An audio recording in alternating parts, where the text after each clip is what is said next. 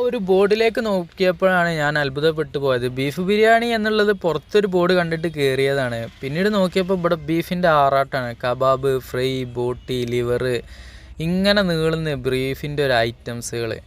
അതിൽ തന്നെ തൂക്കിയിട്ടൊക്കെയാണ് ഇവരുടെ കച്ചവടങ്ങൾ കാര്യങ്ങളൊക്കെ നടക്കുന്നത്. ബീഫ് കബാബ് എന്ന് പറയുന്നത് നമ്മളവിടുത്തെ ബീഫ് ഫ്രൈ ആണ് കേട്ടോ. ആന്ധ്രാപ്രദേശിലെ അനന്തപൂർ എന്ന് പറയുന്ന പ്രദേശത്താണ് ഉള്ളത്. ഇവിടെ ബീഫിനും ഇതിനൊന്നും ഇഷ്യൂസ് ഇല്ല എന്നുള്ളതാണ് അറിയാൻ സാധിച്ചത്. പക്ഷേ ഇവിടെ ചന്തയിൽ പോയപ്പോൾ അവിടെ വണ്ടികൾ കാര്യങ്ങളൊക്കെ വന്നിരുന്നു.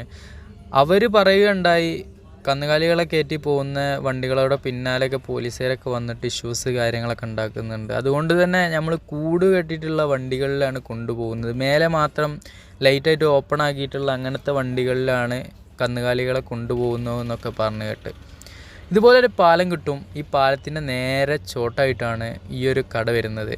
ഈ ഒരു കടയും അതിൻ്റെ അപ്പുറത്തായിട്ട് വേറൊരു കടയും ഇതുപോലെ ബീഫിൻ്റെ വിഭവങ്ങൾ മാത്രം വിൽക്കുന്ന ഷോപ്പുകളാണ് ഉള്ളത്. ബീഫ് വിൽക്കുന്ന ഷോപ്പുകൾക്കൊക്കെ തന്നെ ചന്ദ്രക്കലയോ അല്ലെങ്കിൽ എന്തെങ്കിലും മുസ്ലിംസുമായി ബന്ധപ്പെട്ട എന്തെങ്കിലും കൊടിത്തോരണങ്ങളൊക്കെ ഉണ്ടാവും എന്നുള്ളൊരു സൂചന ബോർഡും നമുക്ക് പറഞ്ഞു തരികയുണ്ടായി. അതായത് മറ്റുള്ള ആളുകൾ ബീഫൊക്കെ കഴിക്കുന്നതിൽ ബുദ്ധിമുട്ടുള്ള ആളുകൾ കയറണ്ട എന്ന് വെച്ചിട്ടായിരിക്കാം എല്ലാ ജാതി മതസ്ഥരും വന്ന് കഴിക്കുന്നതൊക്കെ കാണുന്നുണ്ട്. ഇവിടെ അങ്ങനത്തെ ഒരു ഇഷ്യൂസ് ഇല്ല എന്നുള്ളതാണ് പൊതുവെ ഇവർ പറഞ്ഞത്.